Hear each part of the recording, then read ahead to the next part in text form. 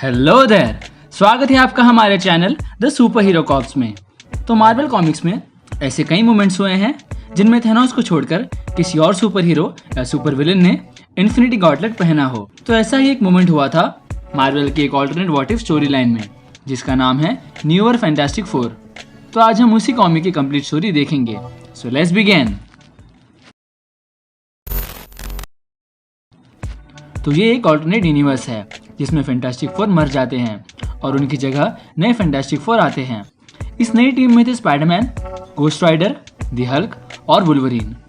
फिर एक दिन हम देखते हैं कि कैंग द कॉन्करर तबाही मचा रहा है और वो इतना पावरफुल बन चुका था कि उसे हराने अवेंजर्स, एक्समैन और नई फैंटास्टिक फोर सब मिल चुके थे, पर फिर भी वो लोग उसे हरा नहीं पा रहे थे। पर अचानक से कुछ होता है और कैंग एग्जिस्टेंस से मिट जाता है और धीरे धीरे और भी हीरोज एग्जिस्टेंस से मिटते हुए जाते हैं और पूरे यूनिवर्स की आधी पॉपुलेशन इरेज हो जाती है। तो इसके पीछे हमें पता है कौन होगा। तो ये चीज़ ऑब्वियसली थैनोस करता है। इस स्नैप में नई फैंटास्टिक फोर का मेंबर गोस्ट राइडर भी इरेज हो जाता है। तो उसके बदले आयरन मैन फैंटास्टिक फोर को ज्वाइन करता है और वो लोग इस इंसिडेंट की वजह ढूंढने लगते हैं।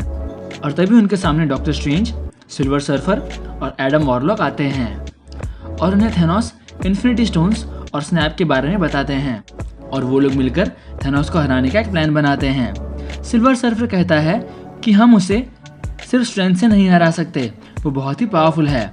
तब हल्क कहता है कि अगर वो इतना पावरफुल है तो वो छुपकर क्यों बैठा है। तब थैनोस उन्हें अपने पास टेलीपोर्ट कर लेता है और कहता है कि कौन छुप कर बैठा है, और उन्हें कहता है कि मैंने तुम लोगों को मेरा नाम लेते हुए सेंस किया, पर तुम लोगों से मैं कोई डर सेंस नहीं कर पा रहा हूँ। तुम लोगों को मुझसे डरना चाहिए।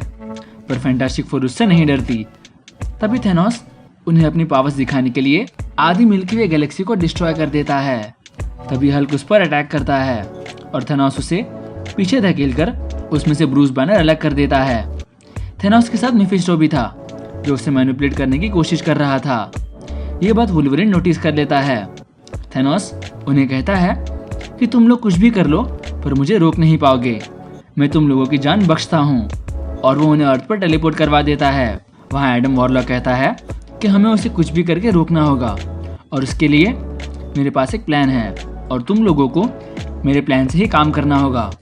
पर फैंटास्टिक फोर उसे मना कर देते हैं और आयरन मैन उन लोगों को चले जाने कहता है और डॉक्टर स्ट्रेंज, एडम वॉरलॉक और सिल्वर सर्फर वहाँ से चले जाते हैं। आयरन मैन कहता है कि हम बेक्स्टर बिल्डिंग में हैं, यहाँ पर रीड रिचर्ड्स की हर एक तरह की टेक्नोलॉजी है, वो हमारे लिए काफ़ी है। तो वो उसकी टेक्नोलॉजी से एक वेपन बनाता है और वो लोग फिर से थैनोस से लड़ने के लिए जाते हैं। और तभी हम देखते हैं कि थैनोस सेलेस्टियल, द वॉचर और गैलेक्टस जैसी और भी पावरफुल कॉस्मिक बीइंग के साथ लड़ रहा था।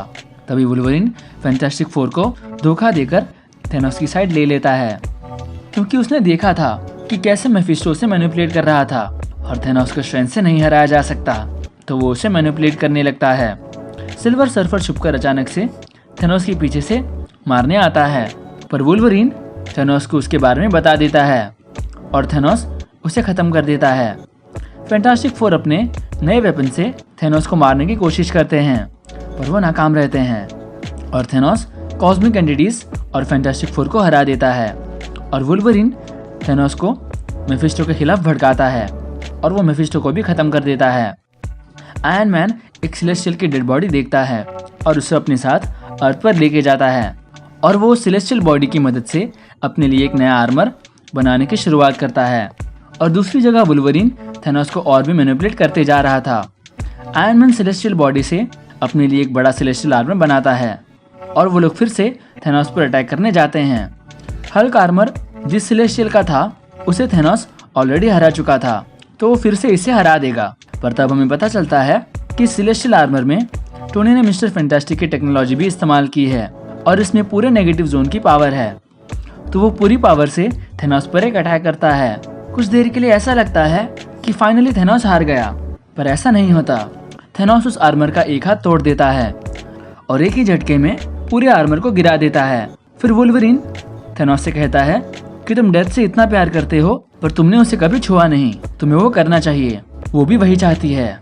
और कुछ देर के लिए थैनोस का ध्यान भटक जाता है और वुल्वरीन उसका हाथ काट देता है और उसके कटे हुए हाथ से इन्फिनिटी गॉटलेट निकालकर स्पाइडरमैन को देता है। थैनोस इन्फिनिटी गॉटलेट को लेने जाता है पर हल्क उसे हरा देता है। हल्क स्पाइडरमैन से कहता है कि इस गॉटलेट को रिस्पॉन्सिबिलिटी के साथ पहनना। तब स्पाइडरमैन कहता है कि मुझे रिस्पॉन्सिबिलिटी के बारे में बहुत कुछ पता है और वो गॉटलेट पहनता है और थैनोस ने जो भी किया था वो सब रिवर्स कर देता है। उसके बाद वो थैनोस को कॉस्मिक बींग्स के हवाले कर देता है जो उसके पास से सभी पावर्स ले लेते हैं और उसे एक फार्मर बना देते हैं और फिर वो इन्फिनिटी गॉटलेट को वॉचर्स की निगरानी में रखता है और इस तरह ये स्टोरी एंड होती है। तो अगर आपने इन्फिनिटी गॉटलेट कॉमिक स्टोरी लाइन देखी होगी तो आपने नोटिस किया होगा कि ये कॉमिक उसी स्टोरी का ऑल्टरनेट वर्जन है। ये स्टोरी इन्फिनिटी गॉटलेट स्टोरी लाइन जितनी कॉम्प्लेक्स तो नहीं, पर इसमें कई सारे अच्छे मोमेंट जरूर हैं और हमने स्पाइडरमैन पर और भी कई सारे वीडियोस बनाए हैं, तो उन्हें भी चेकआउट करें। और अगर आपको ये वीडियो पसंद आया हो तो इसे लाइक करें और हमें सब्सक्राइब करें। This is super hero cops and thanks for watching.